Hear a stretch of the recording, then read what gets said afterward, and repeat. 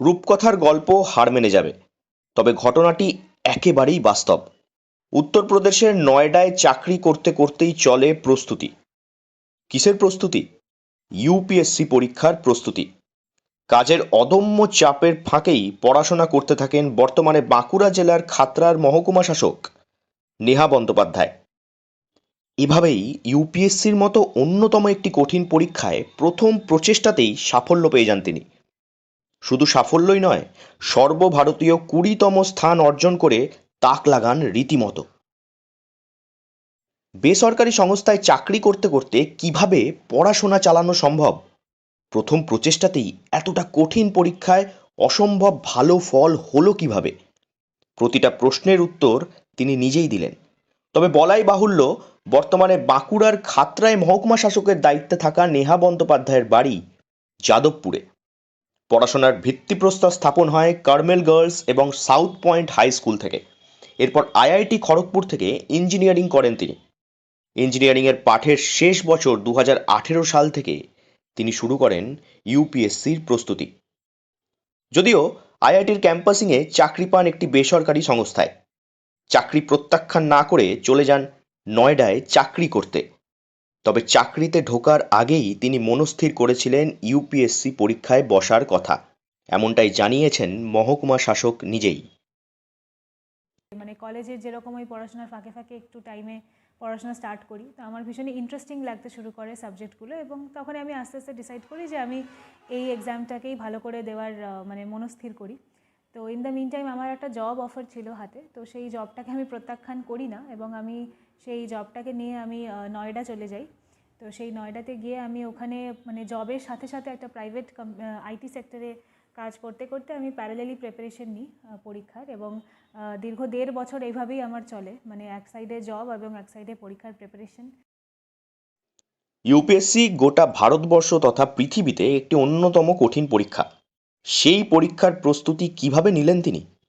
এই প্রসঙ্গে মহকুমা শাসক নেহা বন্দ্যোপাধ্যায় জানান, প্রতিদিন সকালে পড়াশোনা করতেন তিনি। অফিস যাওয়ার আগে যেটুকু সময় পেতেন কাজে লাগাতেন পড়াশোনা করে। ছুটির দিনগুলিতে চলতো পুরো দমে প্রস্তুতি। সপ্তাহ জুড়ে পড়াশোনার বেশিরভাগটাই তিনি অফিস যেতে যেতে এবং অফিসে লাঞ্চ টাইম করতেন, সেই সময় পড়াশোনা করতেন। পড়াশোনার কাজে মোবাইলের ব্যবহার করেছেন তিনি। খবরের কাগজ পড়া থেকে বিভিন্ন বই পড়া, ক্লাস করা, এই সবই হতো মোবাইলের মাধ্যমে।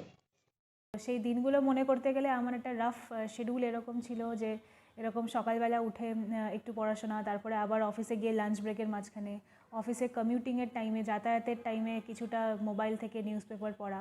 তো এইভাবে ম্যানেজ করি এবং ফাইনালি আমাদের ইউপিএসসি যে 3টে ধাপে পরীক্ষাটা হয়, মানে প্রিলিমস, মেন্স এবং ইন্টারভিউ। তো প্রিলিমস আমাদের হয় প্রায় জুন 2019 মাসে, এবং তখন আমি আমার ফার্স্ট অ্যাটেম্প থাকে, এবং আস্তে আস্তে মেন্স হয় এবং ইন্টারভিউ হয়। ইন্টারভিউ হতে হতে ফেব্রুয়ারি 2020। তো তখনই আর কি আমাদের মানে আমার ফার্স্ট অ্যাটেম্পটে এটা ক্লিয়ার হয় এবং আমার অল ইন্ডিয়া র্যাঙ্ক ছিল 20। ইউপিএসসি পরীক্ষায় ইচ্ছুক পরীক্ষার্থীদের উদ্দেশ্যে তিনি জানান, যে কোনো স্নাতক করা থাকলেই ইউপিএসসি পরীক্ষা দেওয়া যায়। সঠিক পরিশ্রম এবং নিয়ম মেনে প্রস্তুতি চালাতে হবে। এছাড়াও প্রস্তুতিটা উপভোগ করার পাশাপাশি কী ফল হবে সেই চিন্তা মাথায় না আনলেই প্রস্তুতির মাত্রা বাড়বে বলেই জানিয়েছেন মহকুমা শাসক নিজে। যেরকম আমার কমপ্লিটলি সায়েন্স আর ইঞ্জিনিয়ারিং ব্যাকগ্রাউন্ড ছিল, যদিও এক্সামে মোর আর্টস ডিমান্ডিং সাবজেক্টস থাকে, তো তার মানে এটা নয় যে এই সাবজেক্ট নিয়ে পড়তে হবে, এরকম না, যে কেউ দিতে পারে যদি প্রপার কনসেন্ট্রেশন আর রাইট স্ট্র্যাটেজি থাকে প্রিপারেশনের। প্রিপারেশন স্ট্র্যাটেজি নিয়ে দু একটা টিপস যেটা বলা যায়, যে প্রথমত হচ্ছে যে একটা লেয়ার্ড অ্যাপ্রোচ রাখতে হয়, মানে আগেই খুব ডিফিকাল্ট সাবজেক্টগুলোকে না পড়ে একটু যেগুলো ভালো লাগে পড়তে সেইটা। আর দ্বিতীয়ত হচ্ছে এটাই যে পুরো এক্সামটার মধ্যে দিয়ে কখনোই রেজাল্টের কথা ভাবতে নেই, অর্থাৎ মানে আমি পাস করব কি ফেল করব, আমি ইউপিএসসি ক্র্যাক করব কি করব না, এইটা ভাবলে কিন্তু আমাদের মানে এফিসিয়েন্সি কমে যায় পড়াশোনার। 2024 সালের নারী দিবসের আগেই বাঁকুড়া জেলার খাতড়া মহকুমার মহকুমা শাসক নেহা বন্দ্যোপাধ্যায়ের ইউপিএসসির জার্নিটা বাঁকুড়া, প্রত্যন্ত জঙ্গলমহল এবং পশ্চিমবঙ্গের যুব সমাজকে পরিশ্রমের পথে এগিয়ে নিয়ে যেতে অনুপ্রেরণা যোগাবে বলেই আশা করা যায়। বাঁকুড়া থেকে নীলাঞ্জন ব্যানার্জির রিপোর্ট, লোকাল 18 বাংলা।